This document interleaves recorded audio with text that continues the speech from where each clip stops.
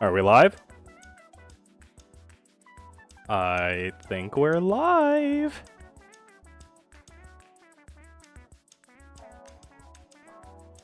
Okay. I think, maybe, hopefully.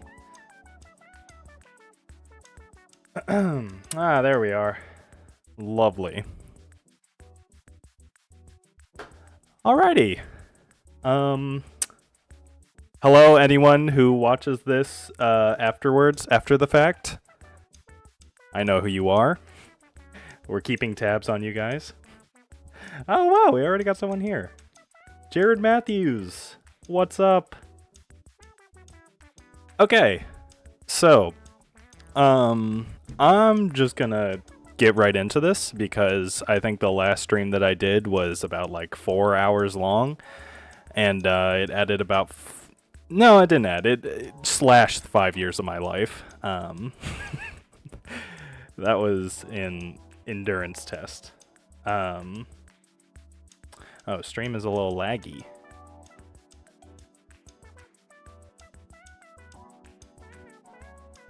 Let's see if I can fix that, hopefully.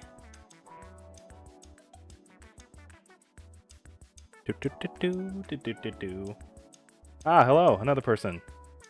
Don't know what to use here. What is up? Welcome to the stream. Okay, I'm good now. Alright, perfect.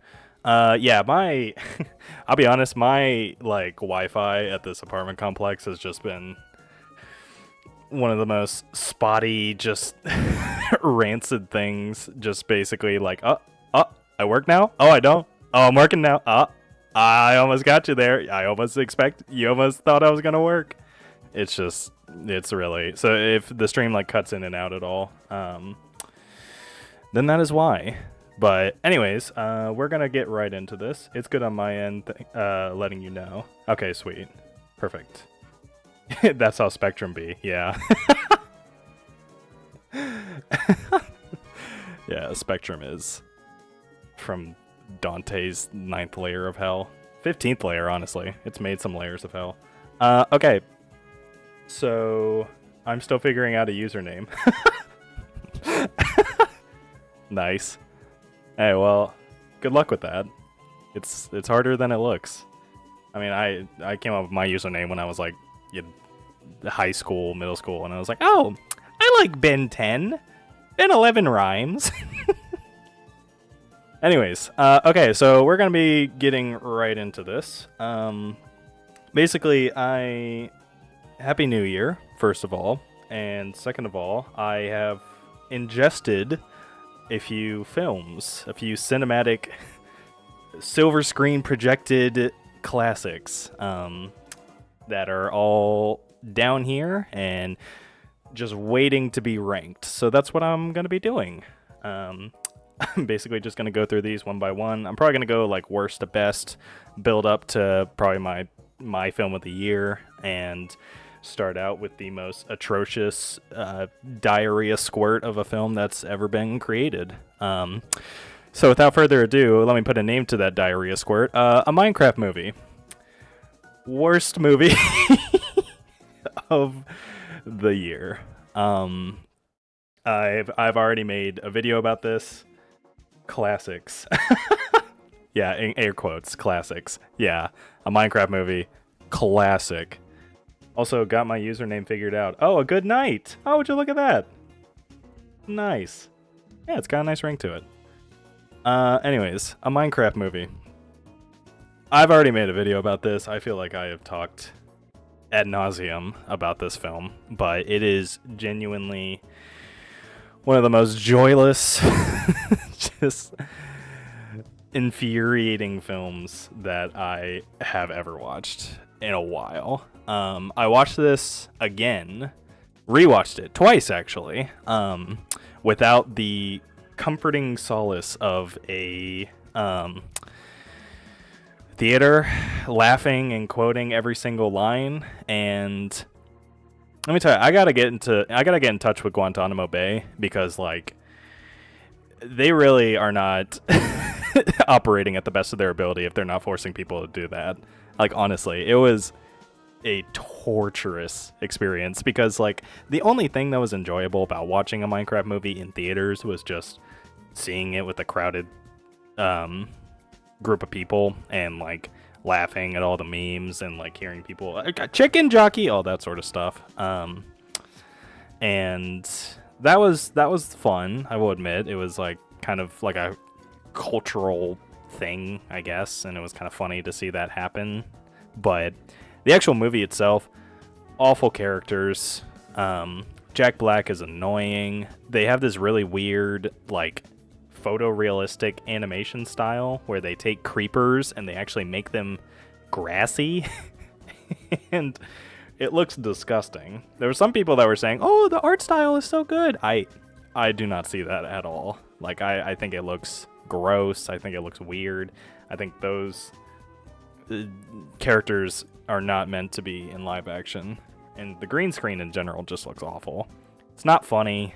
Every single actor is just there to earn a paycheck. It is just so saddening to watch. But if you like it, good for you.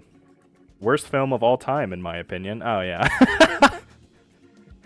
Well, I think Free Guy exists, so I think we might need to hold the horses on that one.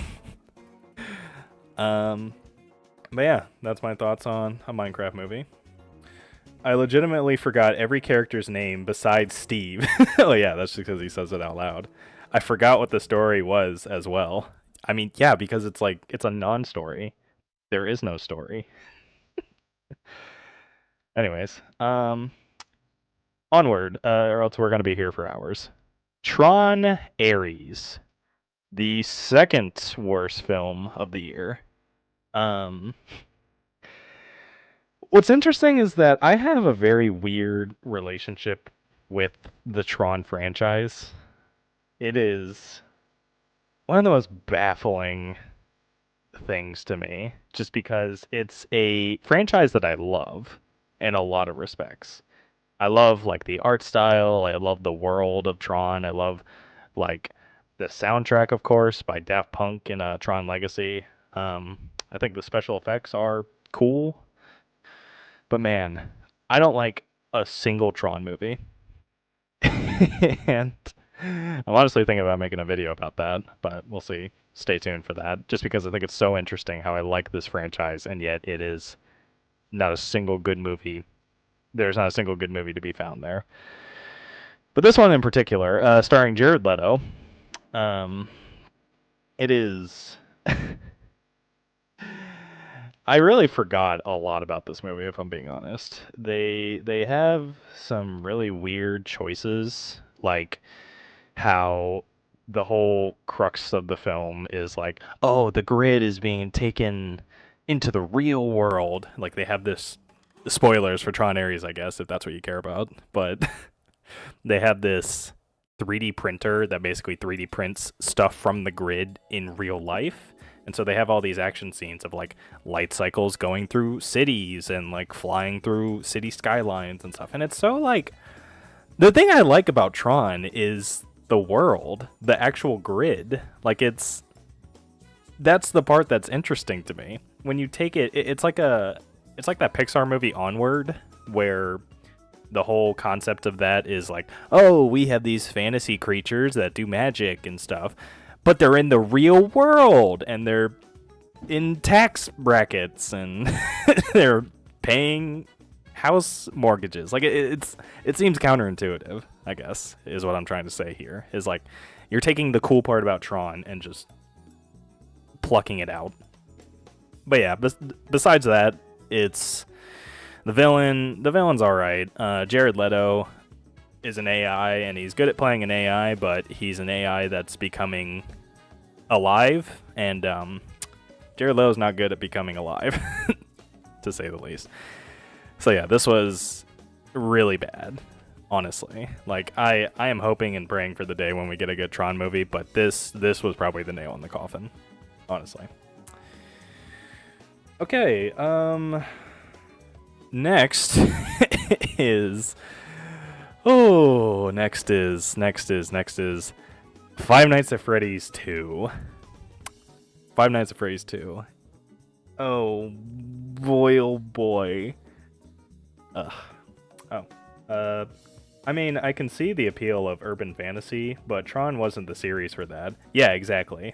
No, I agree. Yeah, I guess I could see the appeal of urban fantasy. That's a good word for it too. Urban fantasy. But yeah, I guess I could see the appeal, but like it would have to be done very creatively, I guess. I'd be interested to see how that would work, but like most of the time I feel like it has not. Like even Wicked has problems with that, where it's like taking the world of Oz and making it so that they're in school and getting bullied and stuff. But yeah, anyways, FNAF 2. I also have a video on the FNAF 1 movie, and so my thoughts are pretty known about that. I don't like it. And this movie, I think, is honestly worse, somehow. The amount of times I just had my head in my hands with how bafflingly bad the writing is in this movie was honestly just... There were so many moments where characters would do things that felt like they were double agents. That felt like there was going to be this big plot twist of like, oh, this person's actually a villain because there's no way they could make these idiotic of decisions. But no, it never comes. FNAF 2 could have been better. Yeah, no, I agree. It was... I mean, I wasn't expecting much, but like, I am... as much as I hate to say it, a proud member of the Five Nights at Freddy's community. Okay, there. Yep. All right. If you want to clip that, go ahead. But I do like the Five Nights at Freddy's franchise, and I wanted a good movie, but that is not what we got. It was... I don't know, man. I think that all of the acting was bad. There was some like really obvious like setup and payoff. Like there was this one moment where the characters were just like playing hide and seek or something. I can't remember the specifics, but basically the younger character was like, you know, the first rule of hide and seek, always check behind the door. And it felt like she stared at the camera while she said it. As if like, okay, well that's coming back. It's just no subtlety whatsoever. The scares were really underwhelming because there was like these Marvel quips that the animatronics were saying. I'm not even kidding. It was every time there was some kind of scary scene, like there would be some dumb quip that just completely deflated any tension or any fear I could have been feeling, and it was just a weird tonal thing. FNAF 2 felt like a totally different movie, but with the FNAF character. The thing is, they have a template right there. You could just adapt the lore, and then you'll be fine, right? Oh dear. Did we go out? Okay, no, we're back. We're back. Yeah, but the FNAF 2 lore, you could literally just adapt the lore and turn that into a movie, I feel like. And you'd be all hunky-dory. Like, that would be an interesting, compelling script, honestly. But FNAF 2 is a weird case, because while I watched and mindlessly soy-jacked at the references, when I left the theater, I could only think, my lord, that was a tragedy. I'm glad we all sobered up. Yeah, that's funny. Oh, man. So... That's the thing. It's like, it's using recognizable animatronics. Like, there was one reference I saw where it was like the one of the shadow animatronics showed up for like a split second. I was like, oh, that was actually kind of cool because it was like subtle and like a split second thing, and it was nice. And I was like, oh, I literally pointed at the screen like Leo DiCaprio. But yeah, if I'm actually looking at it as a film that I'm paying for, that I'm looking for like some kind of good filmmaking from, yeah, it's not that. Not that at all. Hey, what's up, Ab?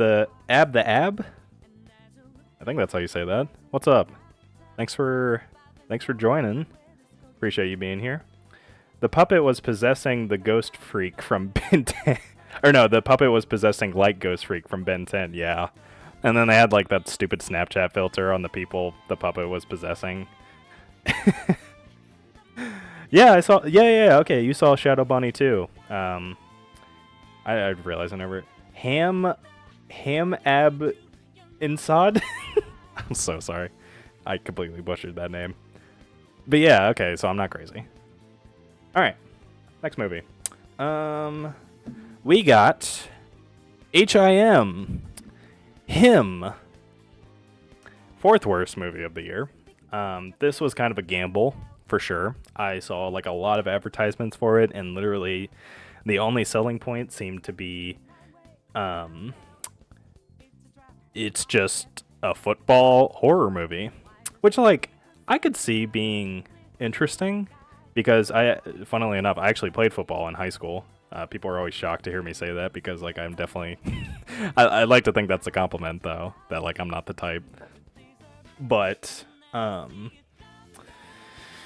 yeah, I thought maybe that could be something interesting. Like maybe if you do it and it's like produced by Jordan Peele, which I mean doesn't really mean anything at this point. If he's just producing it. Haman bin Saad. Okay, yeah. Gotcha. Hamad bin Saad. Good to know. I got my pronunciation lesson for the day. Like, they made a 600-pound circus baby for one moment because reference. I feel like some of that effort could have went somewhere else in the production. Yeah. No, 100%. And it's like a small budget Five Nights at Freddy's 2, so that probably ate up a big chunk. Can't wait for the sequel. Her. Hey, I got news for you, buddy. That already exists. Anyways, yeah, him. This was a very strange watch because I saw the skeleton. I saw like the central pieces, a couple of puzzle pieces that could have formed a pretty good movie, but the movie was kind of just like it was almost like senseless in a way, where it was edited and structured in a way where things kind of just happened, and there wasn't really any kind of like through lines. Like there was the one through line of the main character like trying to be the greatest football player of all time, and what sacrifices will you make to do that sort of thing. But then they had like all these different weird like cult angles about it. And yeah, speaking of that, the worst ending of any movie this year. I went through this whole movie being like, all right, I mean it's not great, but it's not like amazing or anything. But then the ending happened, and I was like, oh my gosh, are you kidding? It just devolves into complete nonsense, and it's so unsatisfying. Marlon Wayans is in this movie too.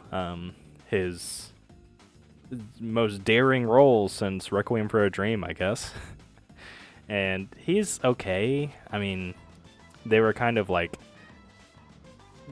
promoting it as this, oh, it's a comedy actor doing a serious role. But I mean, it was kind of like, it was a little over the top in a way where it felt a little amateurish, I guess.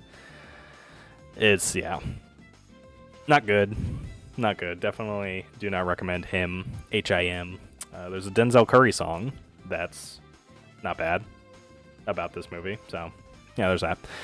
All right, so rounding it off to D tier, we have The Amateur. Yeah, I just put everyone to sleep after saying that name. This is one of the most boring, lifeless, no personality films. It feels like a movie that would go insane in my parents' living room, but nowhere else. It's basically about, I just realized I should probably be describing these movies for people who haven't seen them.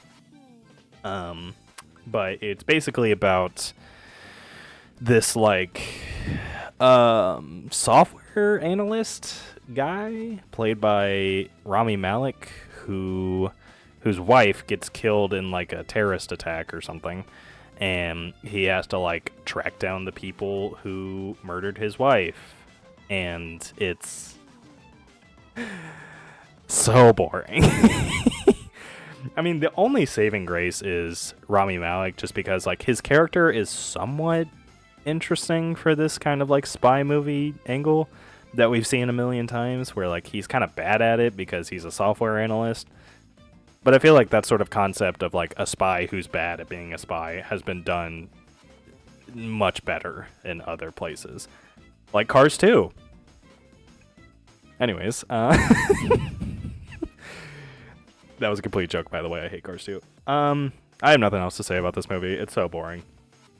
It looks like a generic suspense film from the 2000s. Yeah, this poster, this poster is garbage too. It does not really bode well for the movie. Anyways, all right. So now we're gonna get to C tier.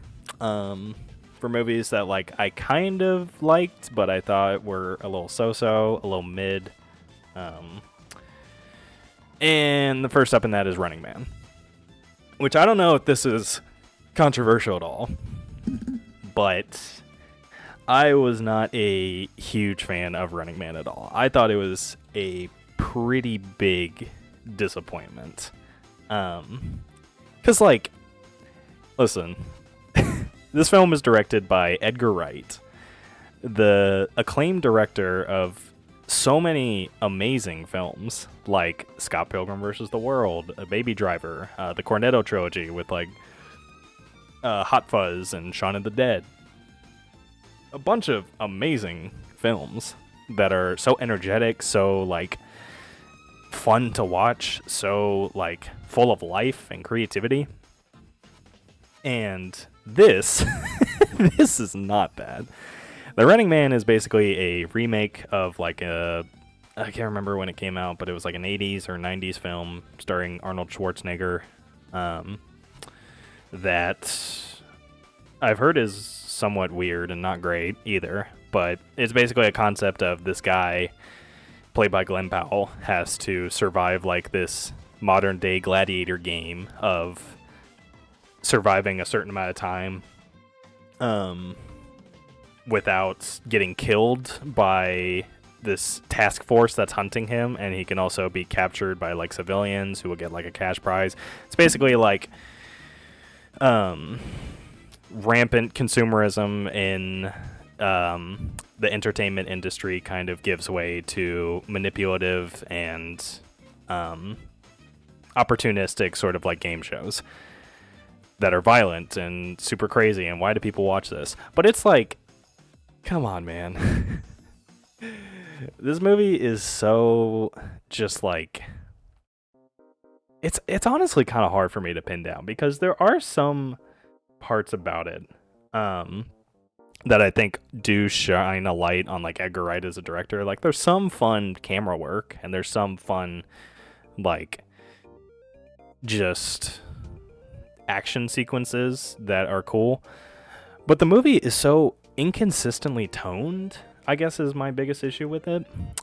There's like this whole subplot with like the main character's family, and that's his big motivation for actually participating in this game. And the way they use the family in the movie is so manipulative and just like paint by numbers that it becomes so eye-rolling so fast. And those scenes are basically put side by side with these other scenes where Glenn Powell is being classic Glenn Powell and just being kind of a douchebag. And he's just like really angry and like over the top in the way he's acting, being like, you suck, you can't get me, you're the worst people ever. And it's like, contrasting that with these sappy sequences of him talking to his wife and trying to get money for a sick kid, it feels so unaware of what it even is. If this was just like a nuts to butts sort of like action movie that was self-aware and kind of just like goofy to the max, like I don't know, something like Baby Driver is even like that, or even Scott Pilgrim, it would have been so much better. But it's kind of in this weird in between. So yeah, that's Running Man. Interested to know anyone watching's thoughts on that for sure, if you've seen it. But yeah. Next up, we have Christie, which I would not be surprised if you didn't know came out this year. It's basically a biopic starring Sydney Sweeney and produced by Sydney Sweeney, actually. So this is kind of like a bit of a passion project for her. But passion is not the word I would use to describe my feelings towards this, because I immediately forgot everything about this film the singular step that I took out the door of that theater. It's kind of just like a typical biopic about an athlete story that you've kind of seen replayed over and over again without really adding much to it. And like, it kind of tries to be super triumphant, and I guess how do I describe it?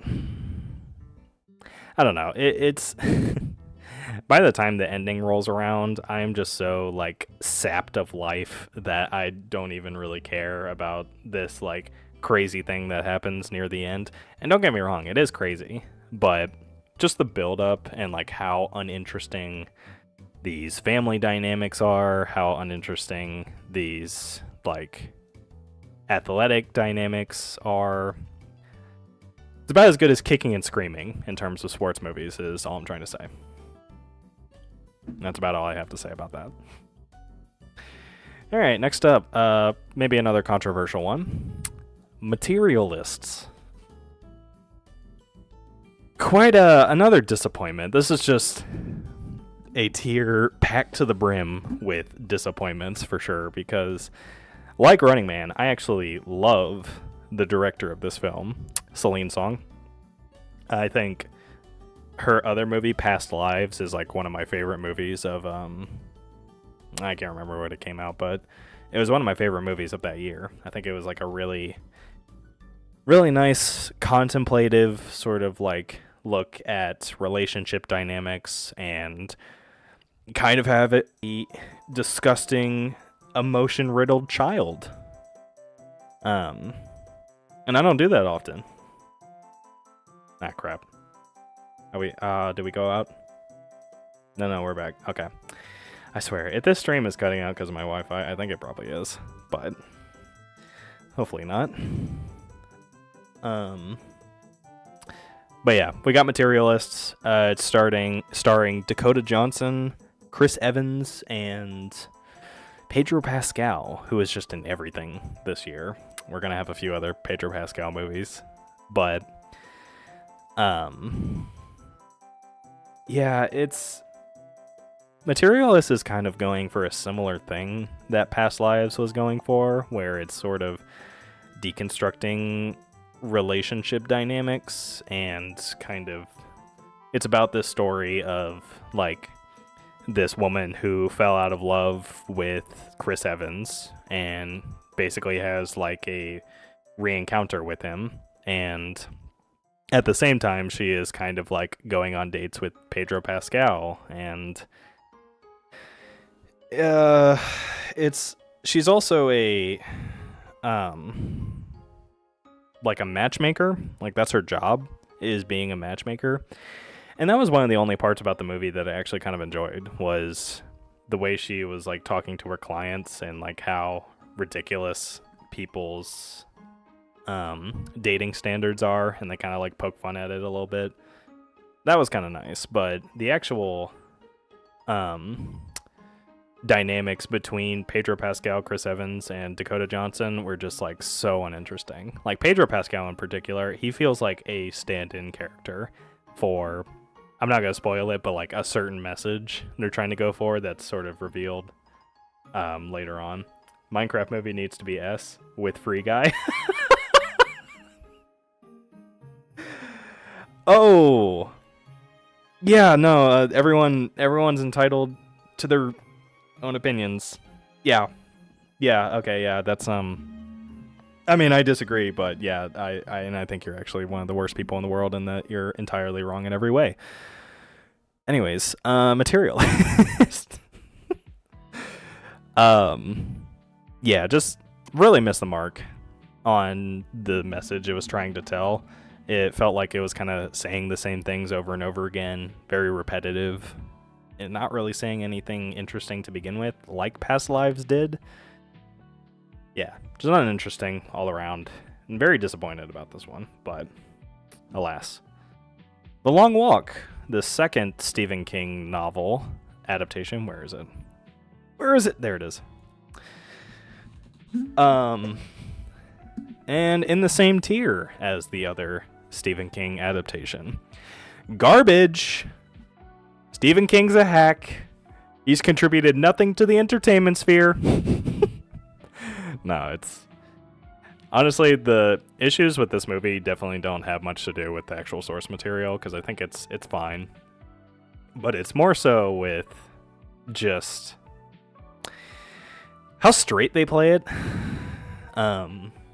I didn't have high expectations for this movie. All I saw about it was the like advertisements of these like gimmick showings where they have people walking on treadmills while watching it. Which is kind of funny to me. I don't know. It's it just makes me think like, oh, Disney would probably do something where they have like light cycle movie theaters, or like oh, everyone gets a Jack Black mask for the Minecraft movie showing, just something like that. I don't know, it's just kind of funny. But the movie itself, basically it's about this dystopian world where resources are limited, people are down on their luck, and there is this competition called the Long Walk, similar to the Running Man, where these children can sign up, these like high school kids can sign up to basically do this death challenge where they have to walk for as long as possible, and stop walking, they just get shot. And it's kind of shocking the first time it happens. They kind of build up to it, and it's like you don't even know that they're gonna be like killed in it, even though like they kind of like spoil it in the marketing material. But yeah, honestly the thing that really bugs me most about this film is just how straight they play it. It's something where like it being a bit goofier and it being a bit more like over the top maybe could have helped it a little bit. But the actual like product that we get here is just like very, I don't know, very just serious and very straight with like the tone that they're presenting. Agreed. I also thought Mark Hamill's character was so uninteresting to be the literal climax of the story. Yeah. That's a good point, actually. No, yeah, it is. He just completely is kind of wasted in this film. Like, he barely shows up at all throughout the entire movie, except like the very beginning and then the very end. And it's like, all right, well, I mean, he could have been a fun character, maybe in the right context, but him being this literal cartoon character in the middle of this super like played straight world just didn't really work well. But yeah, next up we've got, oh boy, I really hope nobody freaking fillets me for this one. K-pop Demon Hunters. I cannot even begin to tell you how many people have basically reacted the same way as if I basically took a 12 gauge to a puppy's head when I told them that I didn't like K-pop Demon Hunters. It was... There's been so many people who have just been in utter shock that K-pop Demon Hunters is not my favorite film of the year. And I mean, I think it's cool for sure how many people just really gravitate towards this film. I think a lot of people love the music, and a lot of people love just like the main trio, and I definitely say those things are also enjoyable for me, but there's a lot of stuff kind of holding this film back as well. Namely, there's a subplot or like a climax thing that happens in the third act that is so cliched and so repeatedly done in animated movies over and over again for the past couple of decades that it's so irritating to me. I don't really want to spoil it, but if you want to just, you know what, I'll say it real quick, just for anyone who's seen it. But if you haven't seen it, just like mute me for a second right now. Basically, there's the sequence. Basically, there's the tattoo subplot that I'm not a huge fan of. Like this whole, oh, I have this secret that's, I don't know if it's going to be revealed, or I don't know when to reveal it to my friends who probably won't react well. But then like it so obviously gets revealed as like a part of the villain's plan. And it's like, I predicted that from the beginning of the film, especially with how much they were hammering it. It was, ugh. But Soda Pop. You know what? That's a compelling case. All right, yeah, Soda Pop, easy S tier. Yeah, I can't even do that. I can't even do it for the joke. No, thank you for that compelling argument, Josh Keaton. I mean, I think The Long Walk was like a 6 out of 10. I mean, it wasn't awful, but it's not something I'm going to be remembering that much. Yeah. No, I agree with that. Also, what's up? Lax is the Corgi. Oh, we got a Corgi in the chat. How does that work with the keyboard? That's impressive. Very well trained. No, yeah, I think it's a little less than a 6. Oh, no.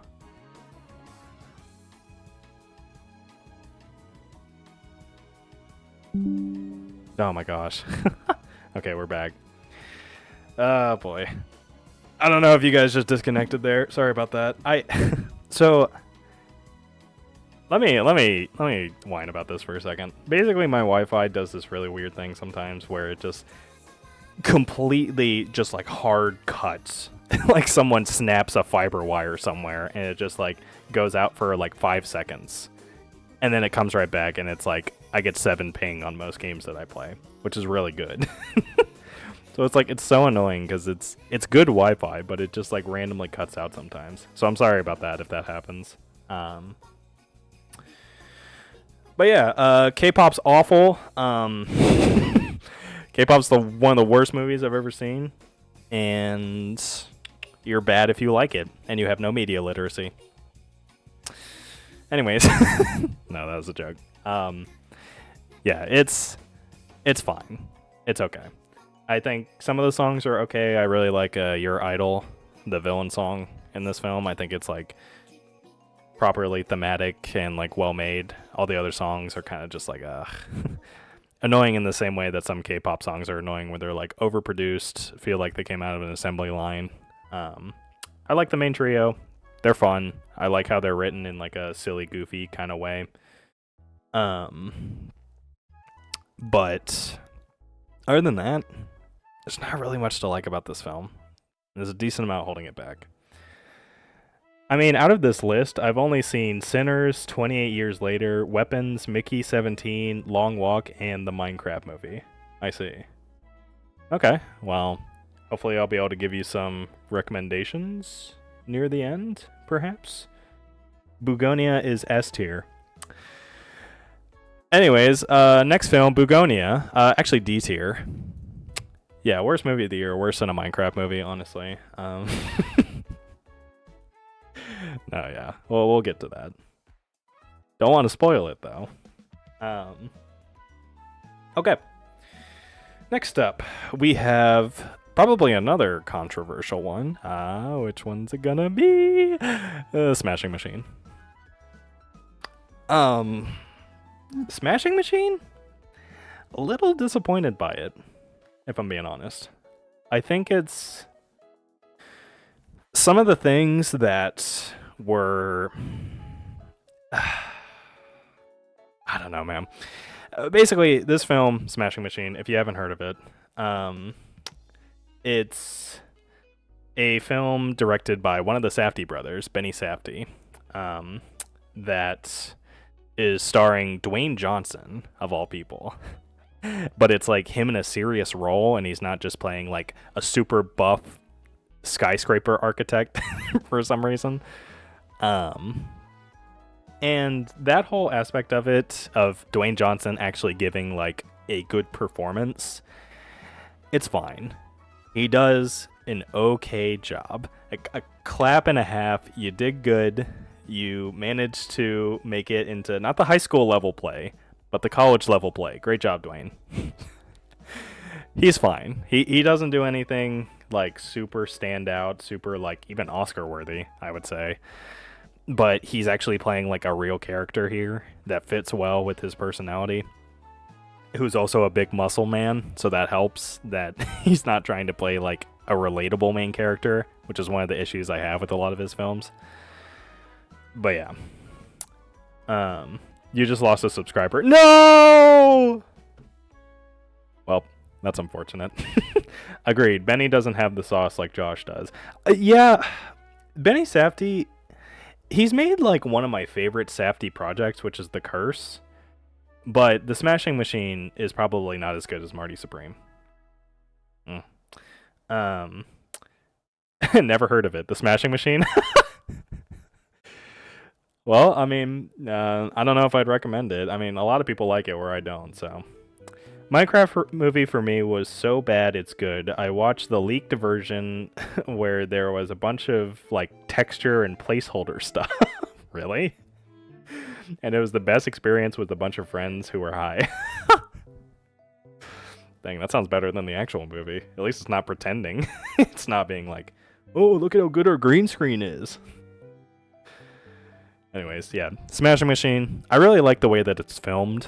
It's filmed in a way where like the cameraman is pretty much always like in these weird places where it's kind of like the cameraman's up in a second story window, like looking down at the characters. The cameraman's like in the crowd as these people are wrestling, and you can like the ropes around the ring are kind of getting in the way, and it's like a very like shoddy kind of way of filming, but in a way where it's obviously like a part of the style, and it's cool. I think The Curse does a similar thing to that.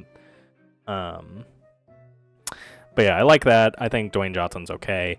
I think the story is really all over the place. I think it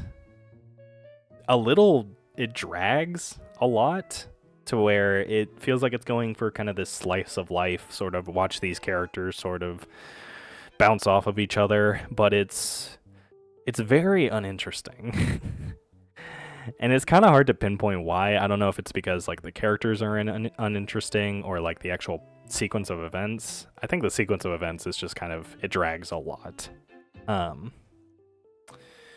But yeah, there's stuff I like about it for sure, but definitely not one of my favorites of the year. Have you heard of a family staple film? I highly suggest. It is a film made in the great country of Siberian. It's called A Siberian Film, and I think you should watch it. Oh, man, if only you said that before Christmas, because I would have gathered the whole family around the living room and then just... Oh. Are we still here? Hopefully. Okay, yeah, we're back. Thank goodness. As I was saying, yeah, no, you should have told me that before Christmas, because I definitely would have just gathered the whole family around to watch a Serbian film. Also, it's called a Serbian film, not a Siberian film. And I have heard of it, unfortunately. And I never want to watch it. Okay. Finally, moving into B tier. We've got Mission Impossible: The Final Reckoning. Really kind of a little underwhelming. I think it's good. I liked it enough to where it's like kind of a typical Mission Impossible affair where it's got really good stunt choreography. I think the characters are fun enough. I think it's mildly enjoyable. But it was a little disappointing how like the final big swan song of this highly popular franchise was kind of just not even the best one, not even close to the best one. I don't know. I really just kind of completely forgot about this film. There's one sequence that I think is kind of S tier, which is like the submarine sequence. But yeah, don't really have much to say about it, but yeah, solid B tier. It was okay. Next up, we've got F1. Oh. When will you rank the TV shows of 2025? Like Welcome to Derry. Probably not in this stream. Maybe someday, though. I don't know. I haven't even watched Welcome to Derry, unfortunately. But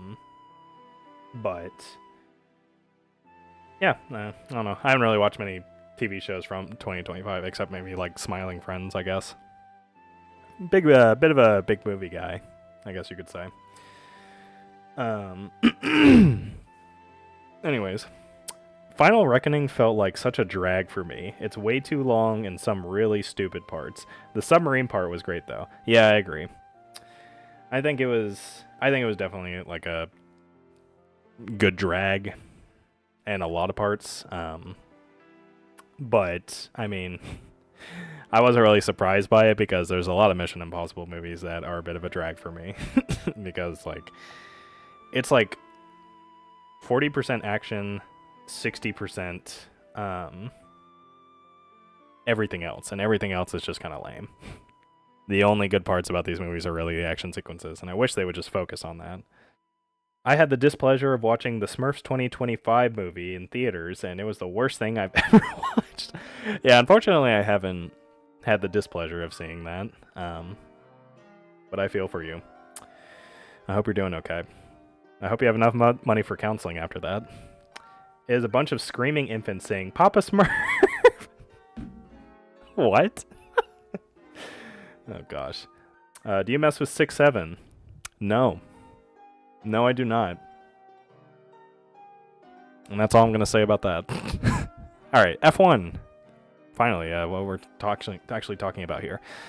The Brad Pitt movie. Brad Pitt, Muscle Man, Racing Cars. Another sports movie, similar to Christie. But this movie actually has something going pretty decently for it. And that is the... I basically feel this is directed by the same guy who did Top Gun Maverick. And I basically feel the exact same about F1 as I do for Top Gun Maverick. Where I really like the action sequences, and I really like how well filmed they are, how real they feel. The way they basically strapped a camera to every single nook and cranny to these F1 cars really leads to a lot of like pretty exhilarating sequences that are edited really well, that have a good pace to them. That was great to watch in a theater. But then you have the classic rookie versus veteran subplot between Brad Pitt and this like other F1 driver. And their chemistry was fine at best.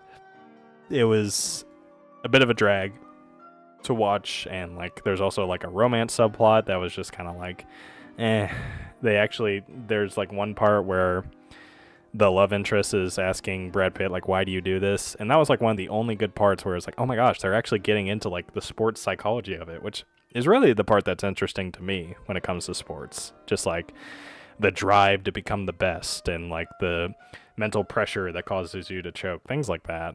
I just feel like there wasn't really much of that. It was kind of just a paint by numbers. He failed at first, then he didn't fail. Would you look at that? Who could have guessed? You've not watched Fixed, Ben? Fixed Ben. I have not watched... Oh, wait, Fixed. Oh my gosh, yeah, I forgot about that. No, I did not watch that.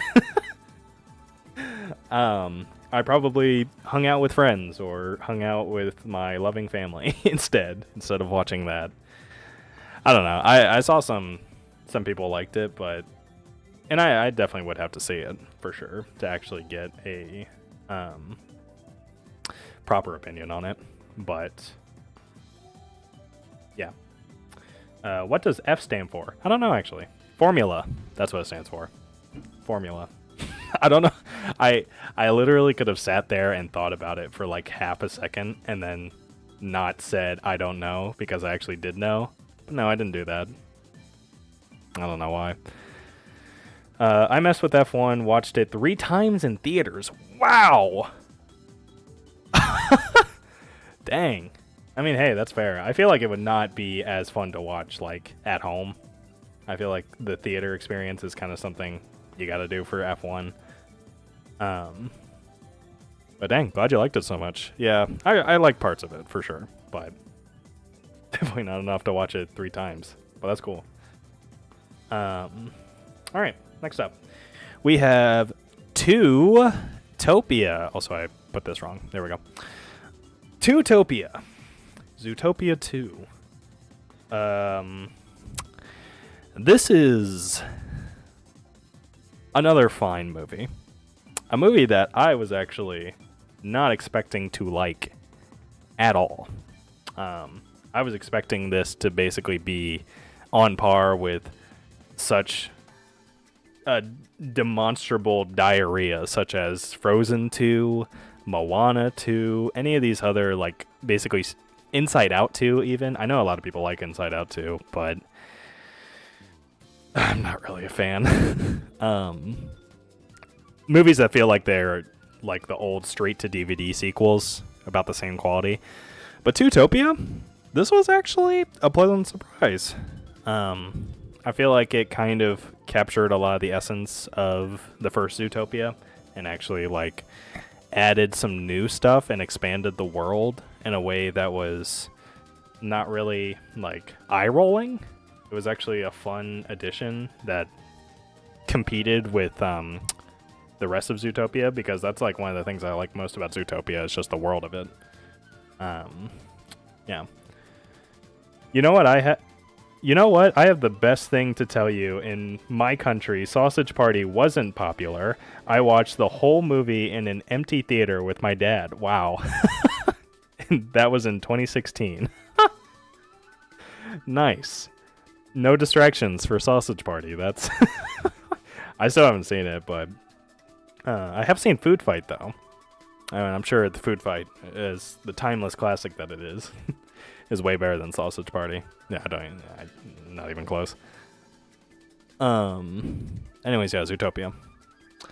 In terms of the things I didn't like about Zootopia, it was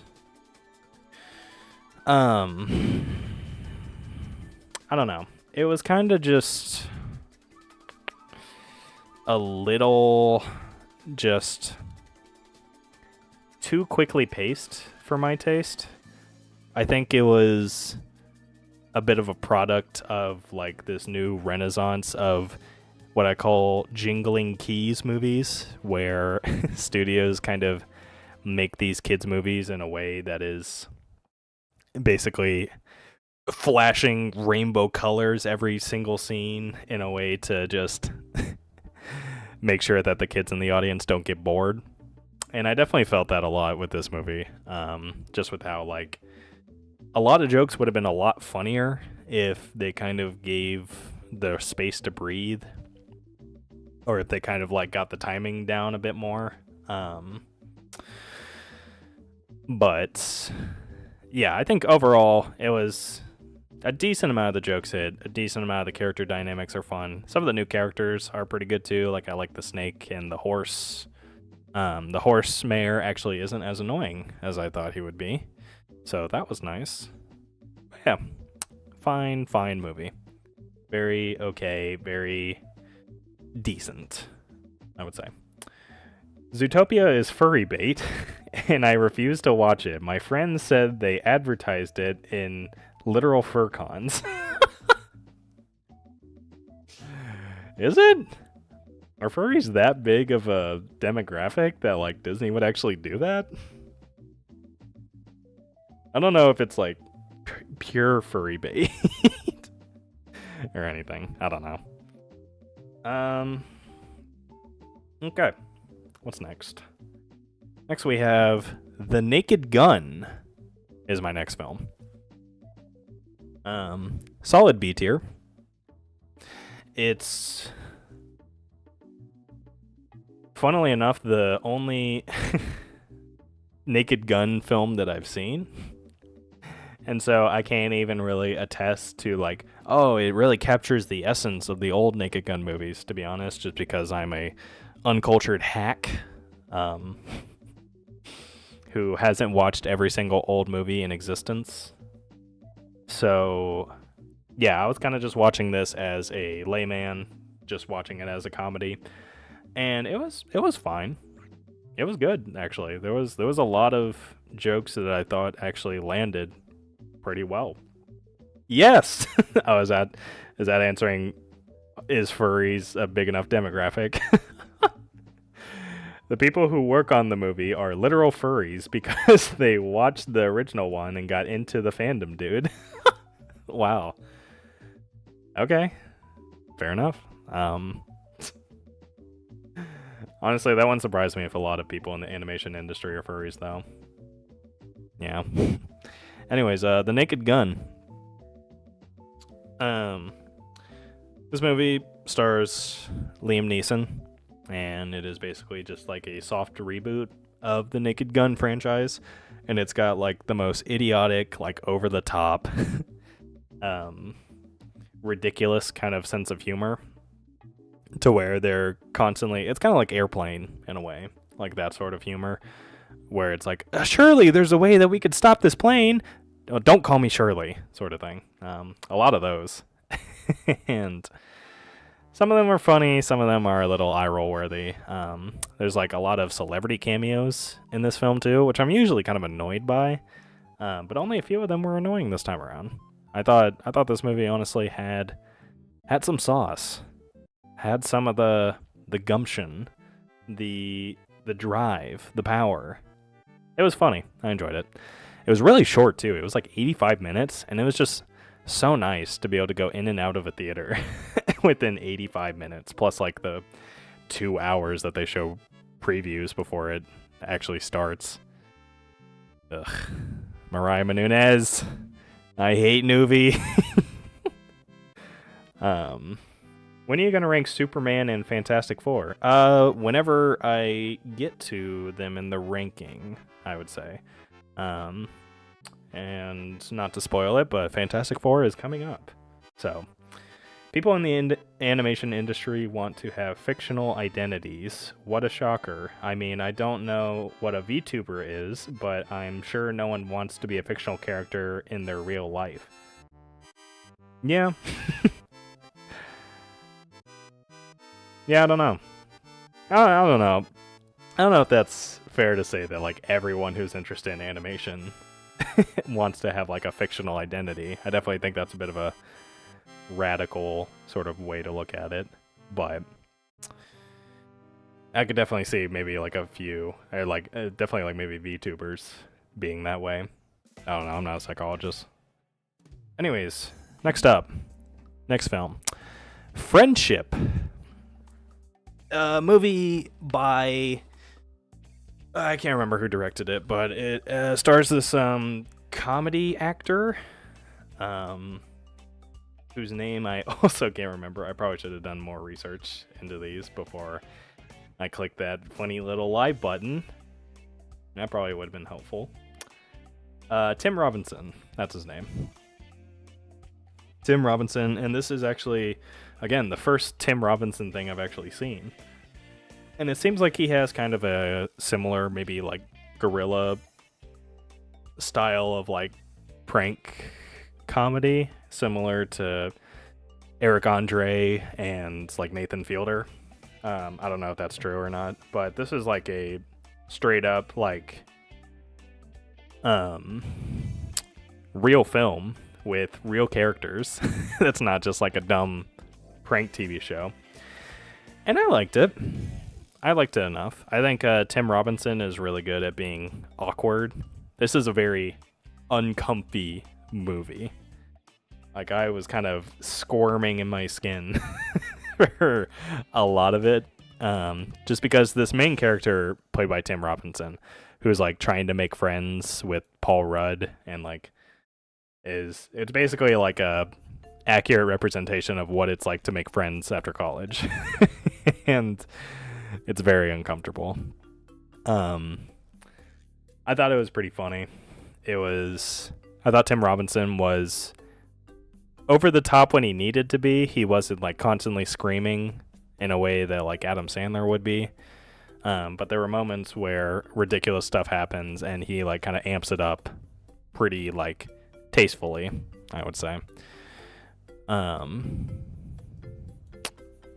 But there's so many like funny little phrases that are used in this film too that are just so like down to earth and realistic.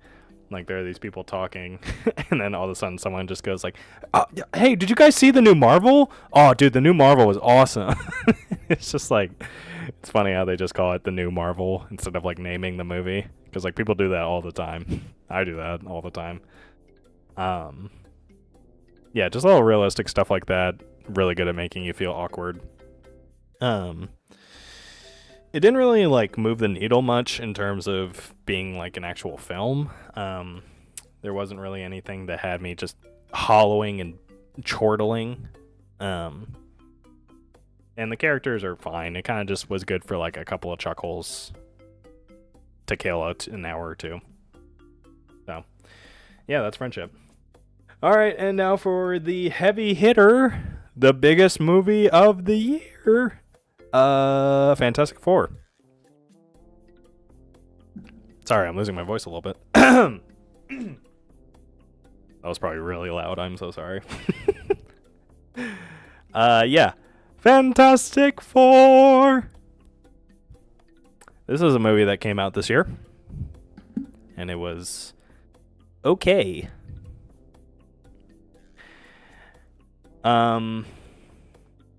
Yeah. So next up we have Mickey 17. No.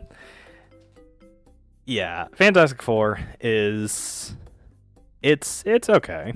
It's pretty good. It was a bit of a gamble, I would say, a heads or tails, if you will, on whether or not it was going to be good. Just because I feel like Marvel has definitely been in a bit of a slump recently, with a lot of films kind of missing the mark and just kind of not really reaching the same heights and doing the same kind of things that a lot of early Marvel was doing. Like Thor: Love and Thunder being a great example of just a film that is completely just like lemon juice in a paper cut in every way. But this film was not lemon juice in a paper cut. It was an actual okay adaptation of the Fantastic Four characters, which is not only a triumph in the sense of it being a good Marvel movie, but a triumph in it being a good Fantastic Four movie, because oh boy, these characters have struggled on the big screen. Yeah, I think it's fun enough. I think the characters are interesting. I like the family aspect of it. I think some of the characters are definitely sidelined, including The Thing and like Mr. Fantastic even. What I really like is the like Jetsons kind of retro future kind of aesthetic. Sort of use a film grain effect and like are edited really well.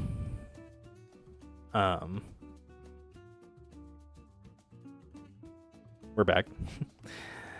Yeah, they're edited really well. I don't know. I think it's an okay film. I don't think it's really amazing or anything. I don't think it's like one. I don't even think it's better than Superman, for sure, which we will get to. But I think it's all right. It is okay. What is next? We got Mickey 17, which I actually really liked. Or, well, I don't know if I really liked. This was like one of the first movies I saw this year. And it's been a while since I've seen it for sure. But it's definitely not Parasite. Yeah, so if you don't know, Mickey 17, another dystopian sort of flick with starring Robert Pattinson and directed by Bong Joon-ho. Yes, the Bong Joon-ho that is behind one of the greatest movies of the past decade, Parasite. Excuse me. And this is his highly anticipated follow-up. That definitely it definitely is not as good as I would come to expect from him, but it's fine. It's basically like he's directed a few American movies, including actually like Snowpiercer, Okja, and I've seen Snowpiercer, and this movie actually reminds me a lot of Snowpiercer, where it's like filled to the brim with just so much like social commentary, societal commentary, to the point where it just feels like it's kind of beating you over the head with it a little bit. And it doesn't really have like that kind of Bong Joon-ho kind of quirk to it in the same way that a lot of his other films do. It does have a lot going for it though, for sure. I don't want to be like too negative on it because what's it called? Robert Pattinson. He's great in this film because it's basically one of those movies where he's kind of forced to play two different characters. And that's all I'm going to say about it because I don't want to spoil it. But he actually manages to do this really well, and he manages to kind of give the two characters different quirks and like mannerisms, and yeah, it's always really cool when I get to see like an actor do that because it really helps them to like be able to flex their talent. But yeah, solid B tier. I'd probably give it like a 6 out of 10. Mickey 17 for sure. Maybe a 7, high 6, 7, something like that. But yeah, the final act was a major letdown. Oh, you're talking about Mickey 17? Yeah. Yeah, I don't even want to get into it. Some of the characters are so over the top that it's like, it makes me dread a rewatch of Mickey 17, even though I do want to rewatch it at some point. We'll see, though. All right, final film of B tier. Caught Stealing. This is directed by Darren Aronofsky, and it is starring what's his name? Austin Butler. And the way I would describe this movie is it is essentially a crime. The central character is in the wrong place at the wrong time kind of movie. And I really like those kind of movies. I think they're really fun. I think it's really cool to see someone.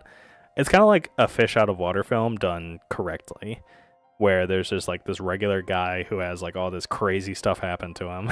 And he's just like appalled by it the entire time. But yeah, I really like this. I thought it was pretty good. Caught Stealing was, interestingly enough, it didn't really feel like a Darren Aronofsky film. If you don't know Darren Aronofsky, he directed Black Swan, The Whale, Requiem for a Dream. A lot of really heavy, depressing, hard to watch movies, honestly. And Caught Stealing is kind of just like a straight up comedy, which is so weird to see from him. But I think he did a good job. I think one thing I would say is kind of holding it back, though, for sure, is that like Darren Aronofsky's never really been the most. Ah, crap. Okay, we're back. I swear my stream keeps cutting out. I hate it when that happens. Anyways, yeah. Caught Stealing is kind of just like a straight up comedy where there's like actual jokes and like ridiculous over the top characters. But I've never really liked Darren Aronofsky's filming style all that much, except in Black Swan. I think in Black Swan he kind of ups the ante a little bit. But Caught Stealing is kind of just like, it's a little boringly shot, I would say, to where there's a lot of the energy is kind of just coming from the actors and the script rather than the actual like film itself, and the soundtrack too. Holy crap. There's like this British punk band. There's like this British punk band that is doing the soundtrack to this whole film, and it is like really well done. So if you're interested in this, definitely check it out. But Caught Stealing forever. Anyways, all right, now we're moving into the biggest tier, A tier. Sinners. Sinners. A movie that I feel like I have a very complicated relationship with, because depending on the day, I either really love this film or I think it's like incredibly overrated. Basically, I think Sinners has a lot of great stuff going for it. I think it's a really fun watch. I think it's very energetic, very like gripping in terms of actually making you pay attention to what's happening.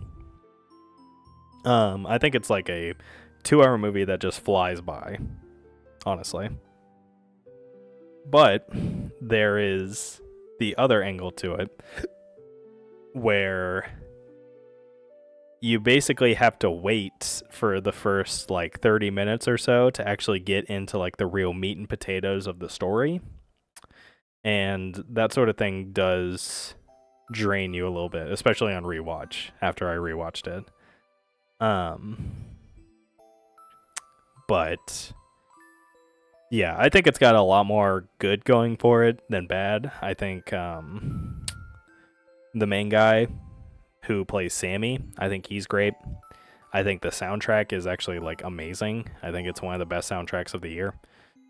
I think the fact that this film is able to juggle so many different genres and being like a action, heist, horror, vampire movie is really, really cool. And I think it's ambitious, but I think it's pulled off pretty well. So that's Sinners. I like it. I think Michael B. Jordan is okay in it too. He does another thing too, like Mickey 17, where he plays 2 different characters. And I think they're fine. I'm not a huge fan of the characters he plays. I think they're kind of like almost insisting on how cool they are rather than actually being naturally kind of cool. But yeah, overall, this could go either way, either B or A tier, but it's definitely like, I'd say it's bottom of A tier with how well it does. Superman is next. Better than Sinners? What's this guy's deal? Yeah. No, I think it's better than Sinners, honestly. I really like this film. I really like Superman way more than I thought I would. And I just think that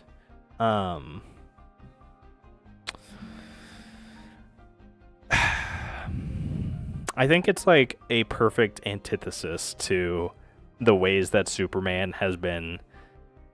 Please come back.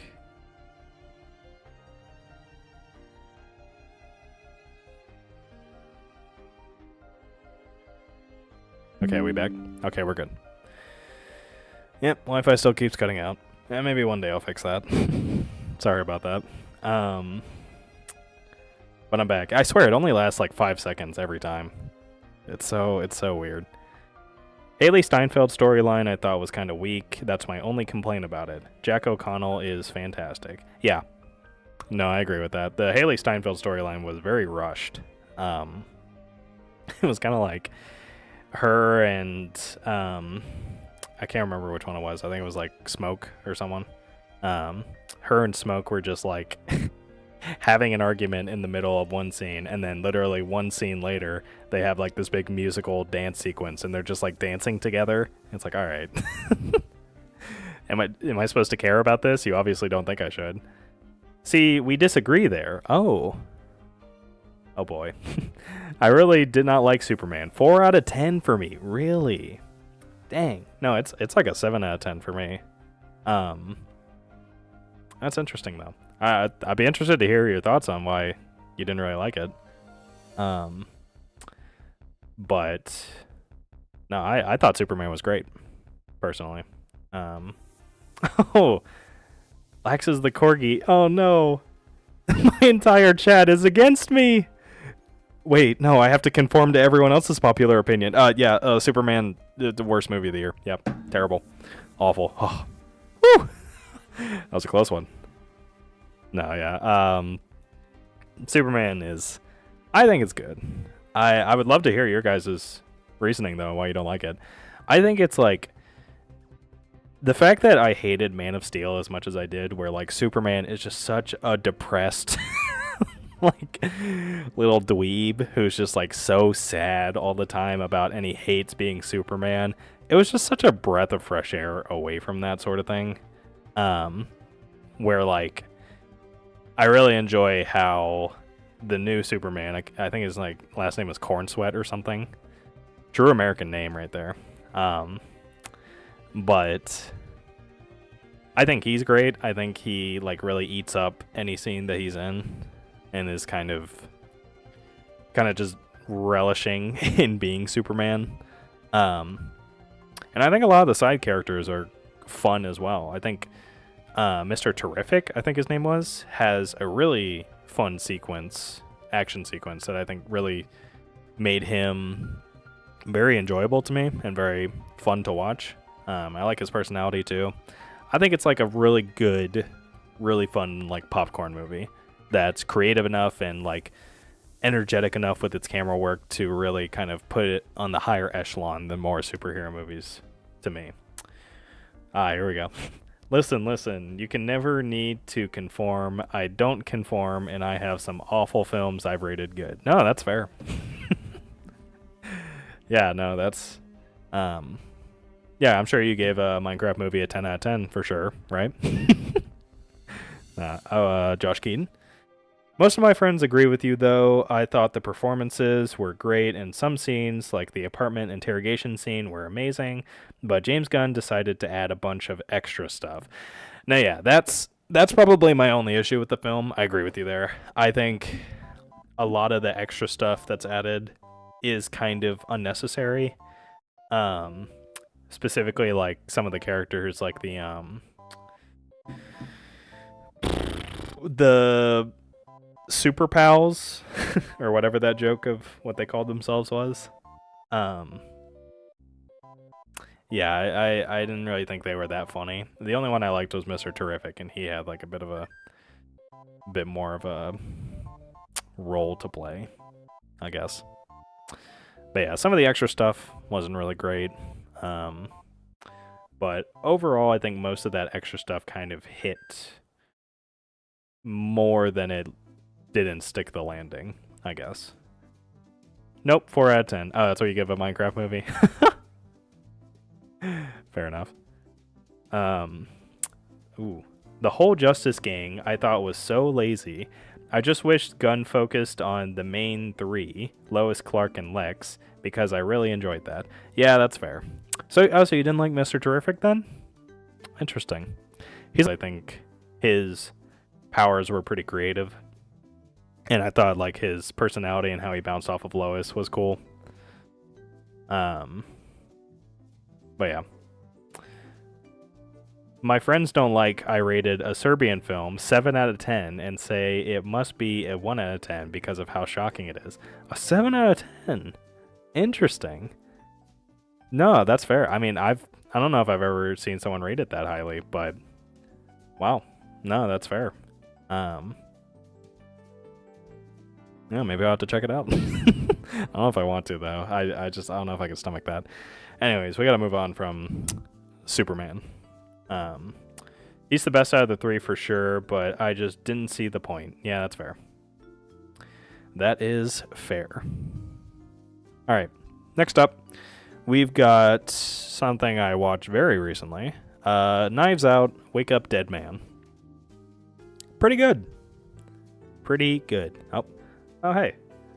What's up, Astra Music Band Lab? Thanks for stopping by.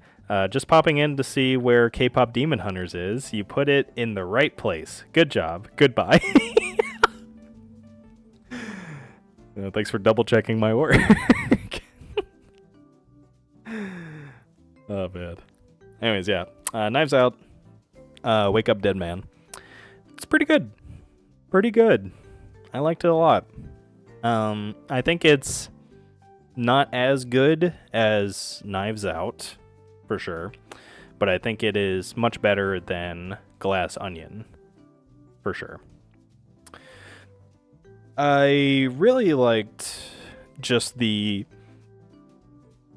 wide array of different characters that they had in this one. I kind of felt like a lot of the characters were pretty similar in Glass Onion, but I definitely enjoyed how there's much wider of a crop of characters here, and they all have a lot of pretty differing perspectives on like religion and politics in a similar way that like a lot of Rian Johnson movies kind of have the characters in.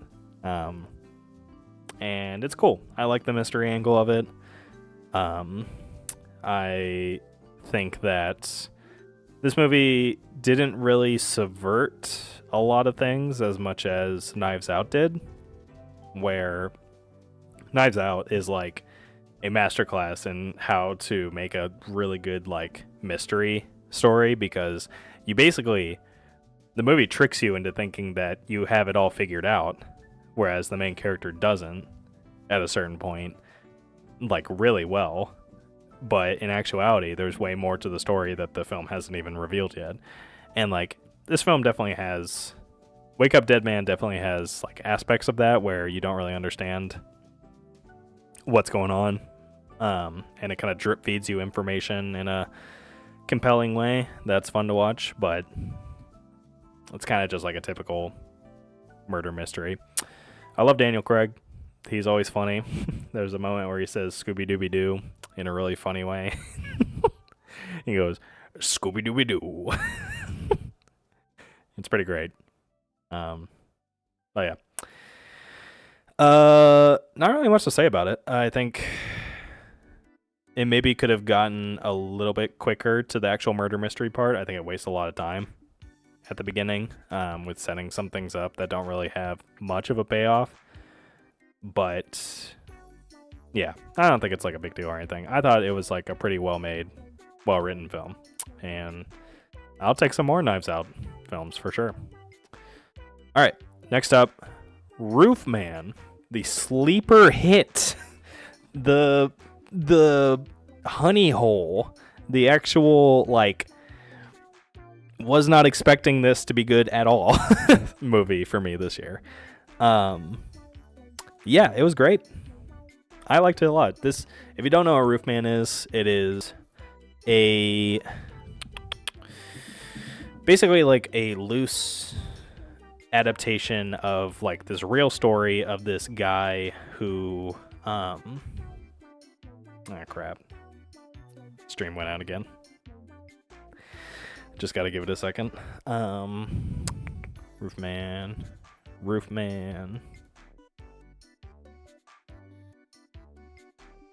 Okay, we're back. Sorry about that. Okay. Roof Man. Essentially, it is about loosely based on a true story of a criminal who was like robbing a bunch of different like McDonald's and like fast food joints, but apparently he was doing it in like such a hospitable way. He was like, "Oh, come on, man, bro, you didn't bring a coat?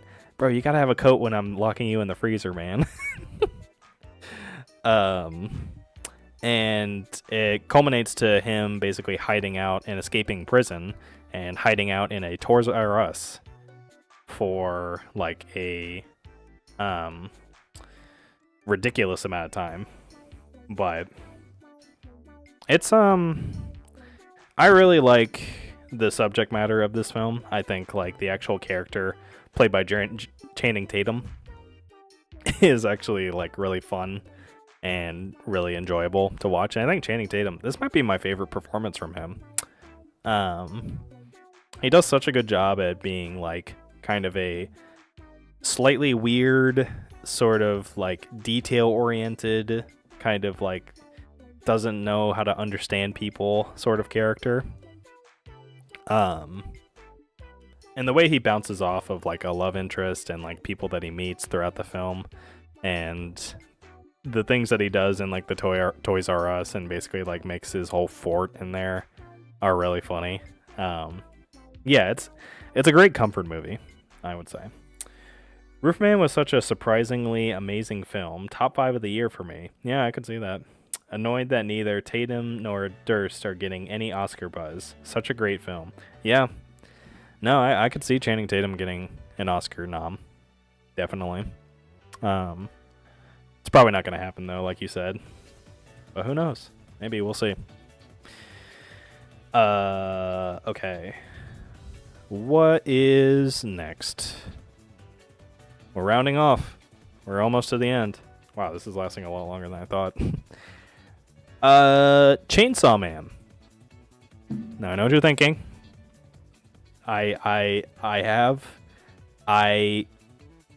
Yes, I watch anime, and yes, I do shower consistently. Just want to clear up any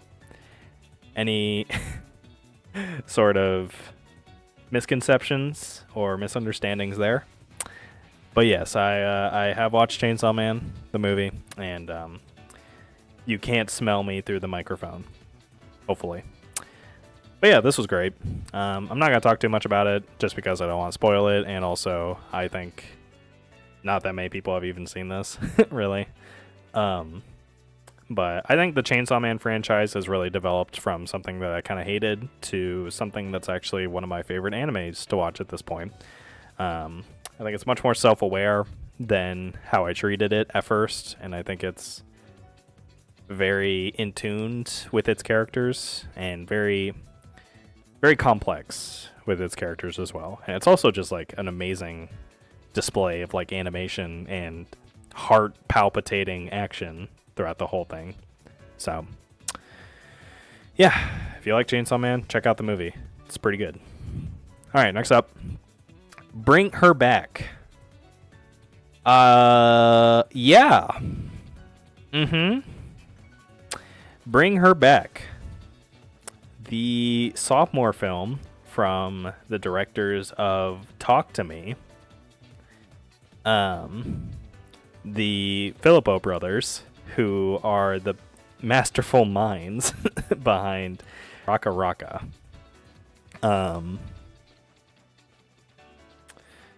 Yeah, this was...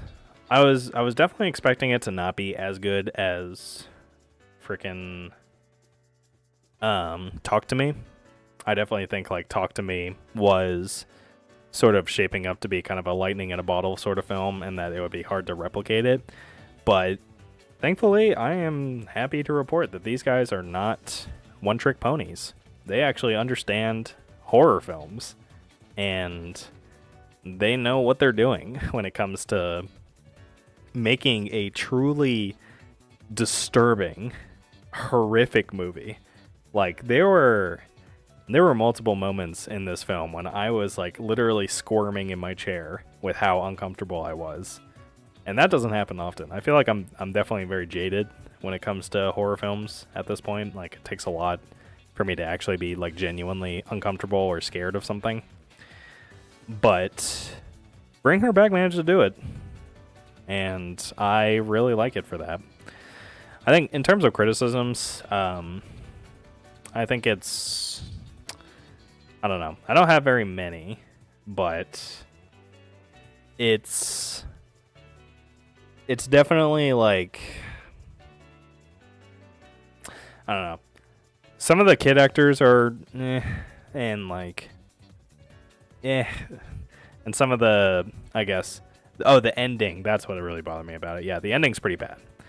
But if you manage to get past this, get past that sort of stuff, you'll see not only one of the most horrifying movies of the year, but also like a great performance from Sally Hawkins, who is very disturbing in this film in the way she plays it. But yeah, that's good to hear. I didn't get to catch this, but I might check it out. Yes, please do. If you like horror movies, I definitely think Bring Her Back is worth a watch for sure.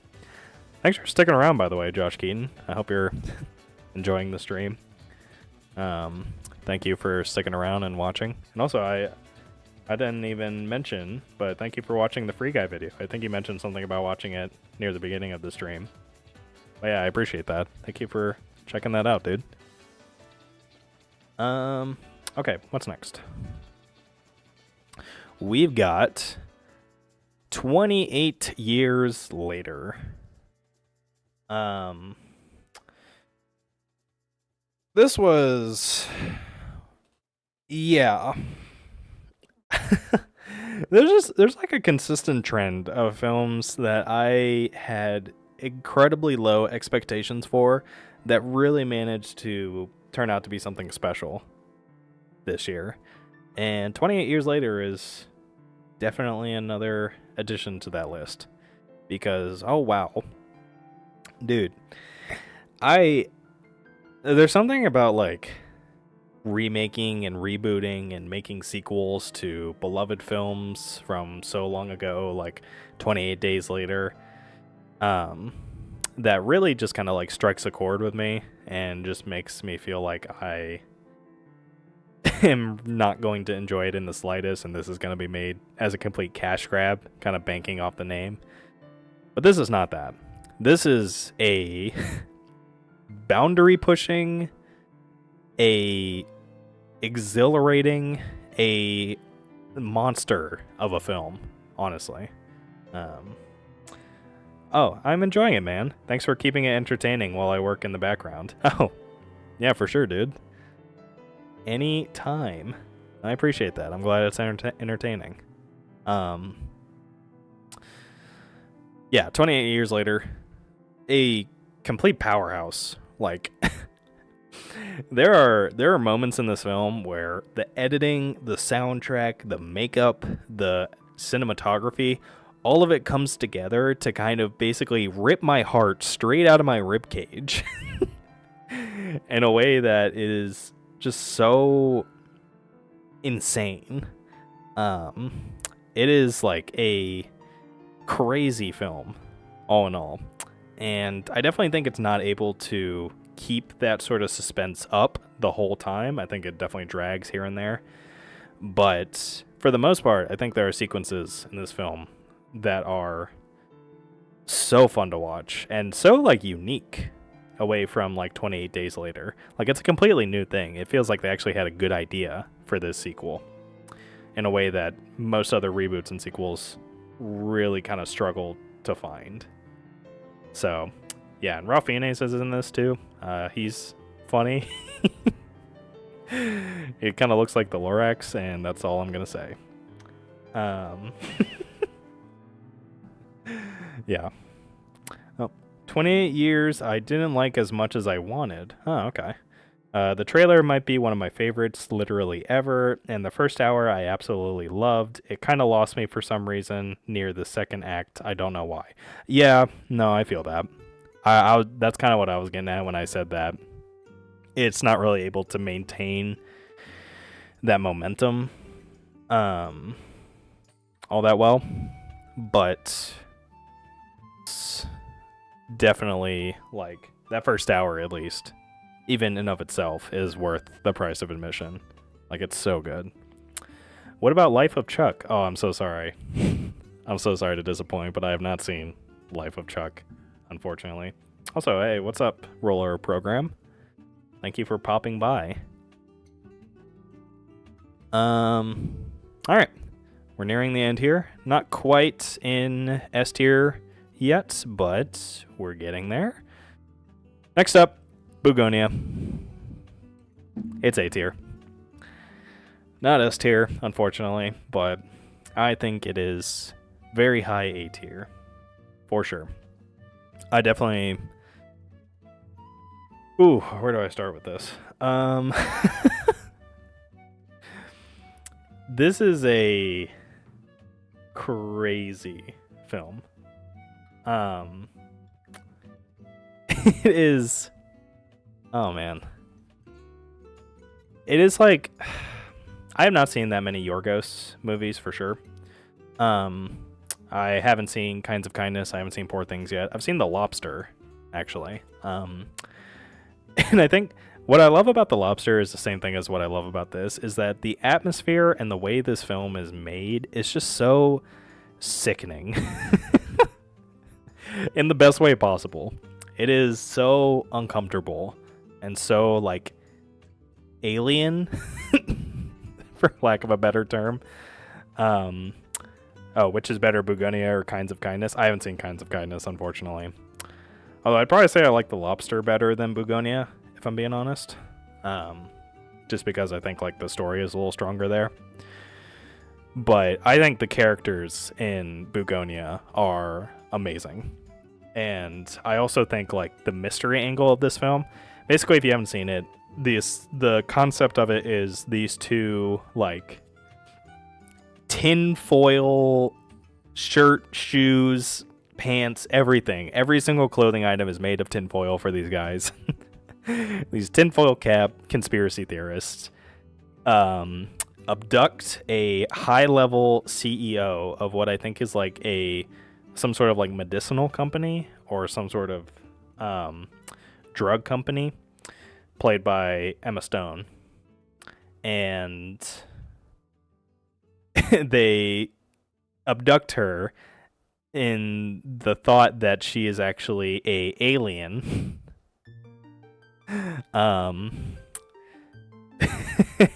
it is very interesting to watch because the conviction that these characters have and like genuinely believing that this lady is an alien is like frightening, and it is so realistic to how people kind of get lost in these rabbit holes,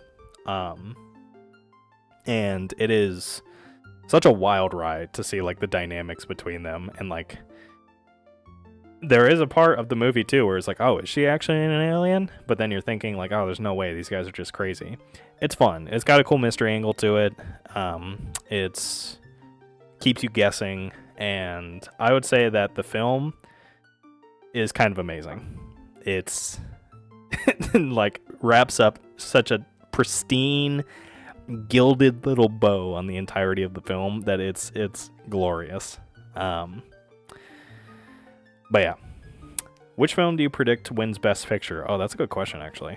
Well, I kind of don't want to say it because it might reveal my top of the year, but yeah, you know what, honestly, One Battle After Another. I honestly think One Battle After Another has the it has like the quality as well as like the political relevance that the Oscars absolutely just oh, delicious. Relevance to our political climate. Yeah, that's Oscar voters are just like fiending for that a lot of the time. Yorgos is best in my opinion. Yeah, I could see that.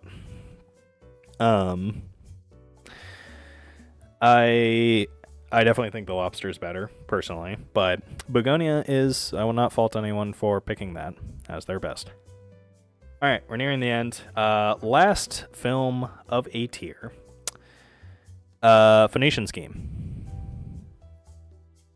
A Wes Anderson movie that has gotten much better as I've thought about it more. I kind of figured this would be kind of in line with the other two movies he's released recently. Excuse me. I think that the Phoenician Scheme is like Wes Anderson's kind of been on a, this is directed by Wes Anderson, by the way. And it is essentially like the same kind of Quirkfest sort of characters talking in like a monotone kind of way, the typical kind of Wes Anderson film you would expect. But he's been on a streak of like kind of interesting films lately with The French Dispatch and Asteroid City, of like films that are almost becoming like a parody of themselves with how Wes Anderson they are. But honestly, I think the more I've thought about this film, the more I've come to enjoy it. It is definitely... It's not as good as a lot of earlier Wes Anderson films, just because I think it's kind of becoming a bit repetitive, a lot of his bag of tricks.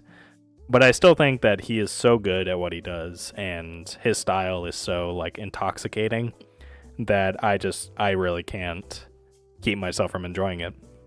Honestly. Give me Hamnet for Best Picture. Oh, I still need to see that. Yeah, I really do want to see that. That would be my first Chloe Zhao movie too. So might need to watch that and Nomadland, perhaps. Yeah, I also predict that One Battle as well for Best Picture. Okay. Let's go. I'm in the majority. Yes, sir. People agree with me. Validation. Sinners has lost all Oscar hype. I mean, yeah. Yeah, maybe. I don't know. It didn't come out in Oscar season, that's for sure. I don't know if that would affect it at all. But I still think Sinners is going to get a lot. I think Michael B. Jordan might get Best Actor. Or Supporting Actor, whatever he is. I don't know if he's the lead or not. Wouldn't be mad if One Battle won, and I think it will, but Hamnet floored me, and I would love to see it win. Fair enough. Yeah, I still need to check it out. I definitely think, at least from the trailer that I've seen, it seems great. Okay. We finally made it to S tier. And the first film for S tier out of these selections, Weapons. I absolutely loved Weapons. I thought it was a complete upgrade from the director's last film, Barbarian. I thought it had a lot of the stuff that I liked from Barbarian, but kind of just amped up to an nth degree and without a lot of the stuff that really bothered me about Barbarian. I think the structure is a lot better in this film, for one. I think the thing that's best about both Weapons and Barbarian is that they both have incredibly effective hooks. Like just a complete fish hook that just shoots itself directly into your face the second you walk into the theater, with like Weapons being, oh, these kids all go missing in the middle of the night and people have no idea what actually happened. It's insane. And there's so many like weird sort of unknowns about it. Like, oh, they all left at the exact same time. And like, oh, they were all doing this freaking Naruto run. It's just so freaky and really makes you start guessing like, oh, what is actually happening here? And it's not one of those movies that rides or dies on its reveal either, or on its concept, because like the reveal is actually pretty interesting. And like when you actually figure out what's going on, it's pretty satisfying and freaky. But yeah, it has a lot of the stuff that I liked from Barbarian, including like the grit and like the full commitment to kind of be like as disturbing as possible. Whereas the structure of it and the actual way the story is told is actually much better. And like how it's almost episodic. It has like chapters, Weapons. And the way these chapters are formatted to all kind of compound on each other near the end, it's so good. So freaking good. But yeah. My fourth best of the movie, or fourth best of the year. Third best of the year. Train Dreams. Another complete out of nowhere left field pick that I was not expecting to be nearly as good as it was. But oh man. I was thinking about this film for a while after I finished watching it. if you don't know what this is, it is a Netflix original, funnily enough, that is... Give me a second. It is a Netflix original directed by Clint Bentley, who I'm definitely going to be checking out their stuff from after this, starring Joel Edgerton. And it's basically just a film completely centered around this main character's life and a lot of the crazy things that kind of happens to him. Actually, not even a lot of crazy things. It's a very like slow and like plotting kind of film, but it's very almost like contemplative. And the thing that makes or breaks a slow movie like this too is like the visual presentation.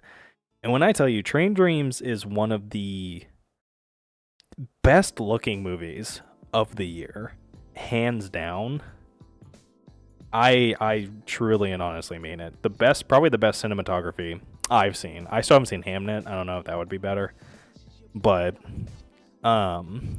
there's so many not only really well framed and really well like color graded, really well just like planned out shots, but there's also a lot of creative shots too. Like the main character is a lumberjack, and there's so many like interesting shots to do with like trees falling that just make me think like, oh my gosh, wait, so if they messed this up, then they would have had to cut down an entirely new tree just to be able to like redo this shot. So that kind of like meticulousness and coordination is so admirable to me.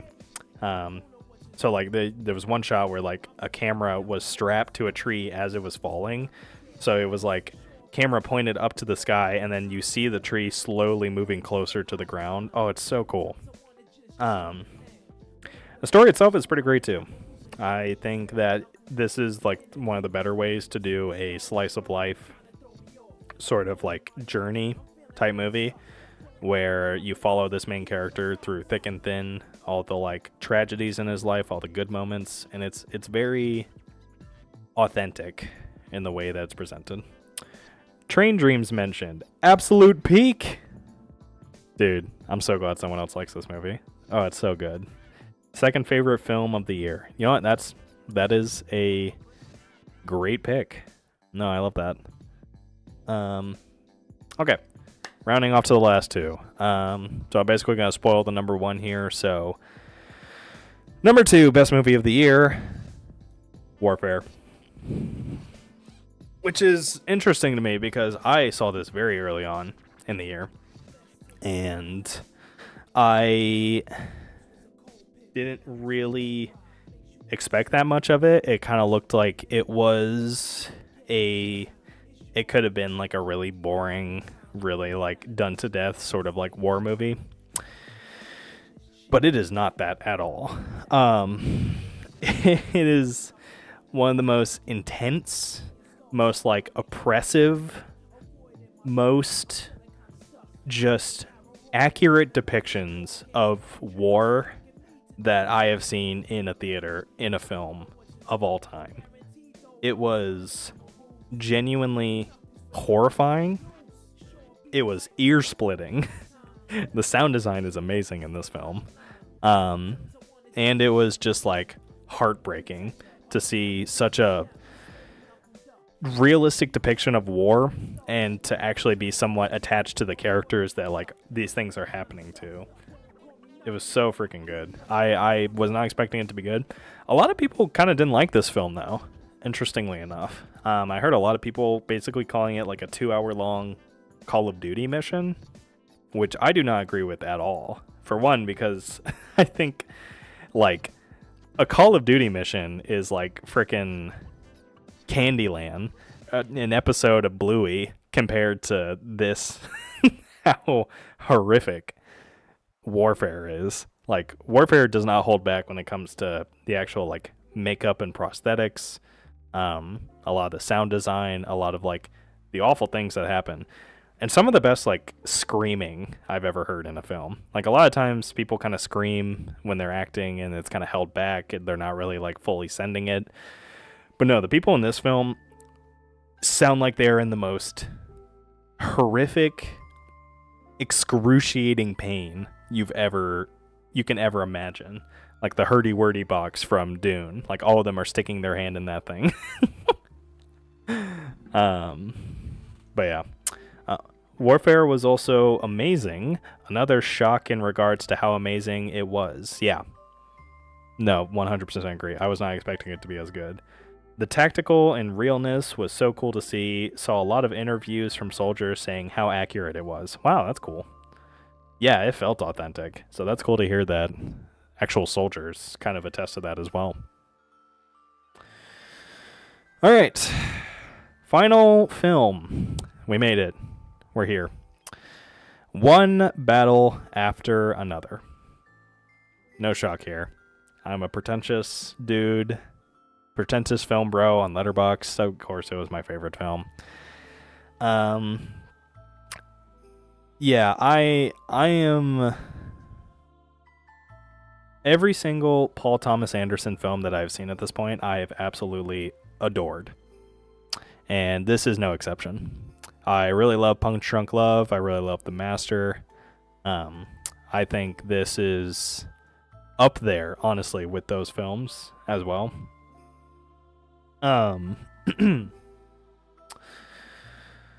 I love so much about One Battle After Another is how it balances its energetic, frenetic sort of energy with the exact right moments to kind of slow down and have character moments. I think like there's a lot of films where they're constantly like firing on all cylinders for the entirety of the film, and it kind of just becomes like exhausting after a while. Whereas One Battle After Another, I think it hits those heights. It hits those really intense sort of moments where you're really stressed out and there's all these crazy things happening to the characters, but it balances it out perfectly with like a slowed down sequence of like just two characters having a conversation. And it knows exactly when to do that. Hard to argue with that being number one. It's truly great. Fair enough. I'm glad we agree. Despite all the disagreements we have, and despite how we now hate each other for disagreeing on Superman. Because that's how film discourse works, right? Yeah, One Battle After Another. I think all the actors are killing it. I think... What's his face? Oh, I forgot his name. No, wait, what is his name? Oh my gosh, he's amazing in it. Give me a second.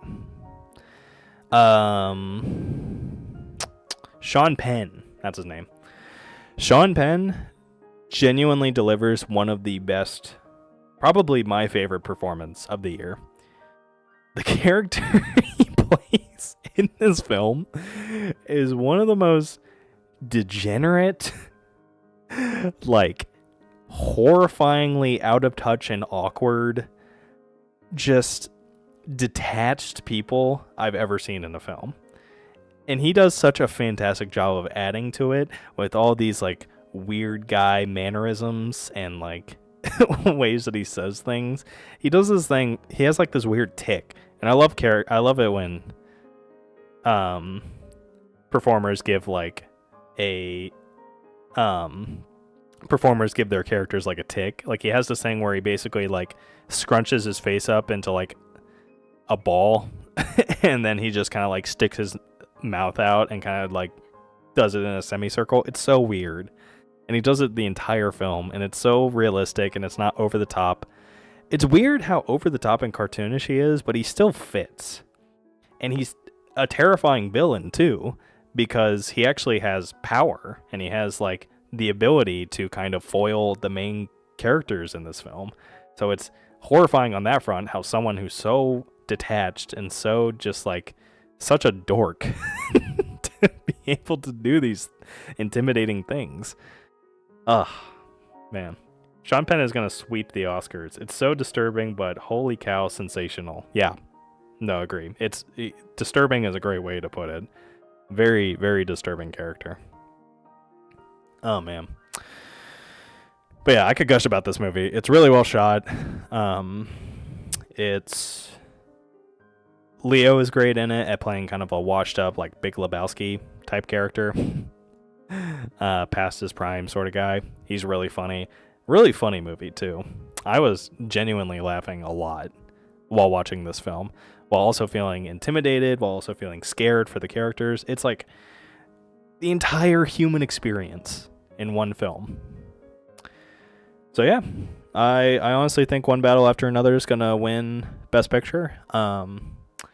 I don't know if Marty Supreme has stake in that either. We'll see.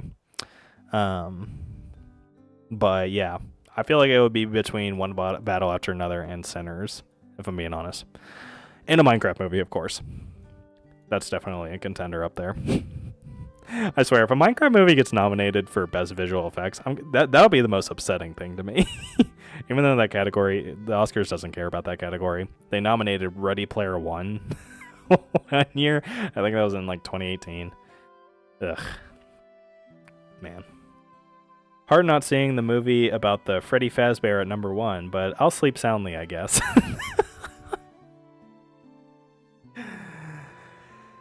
Yeah, I guess we just have to agree to disagree. Yeah, I guess my media literacy is just better than yours. No. All right. Well, that's about it. Thank you so much for watching. Thank you so much for everyone who popped by and wanted to check this out. I really appreciate it. Here's to 2026 and lots of great movies that are hopefully coming out. We're getting a new Alfonso Cuarón. No, not Alfonso. Wait. Alejandro Gonzalez Iñárritu. That's him. We're getting a new movie from him. That'll be awesome. Yeah, looking forward to it. Thanks for the video. Cheers, man. Yeah, appreciate it, Josh. Yeah, thanks for sticking around. Hope you had a good time. And good luck with that work, too. I hope you do well on whatever it is. All right. Peace out. I'm going to go probably rot in bed or something. I don't know. All right. Thanks for watching. Peace.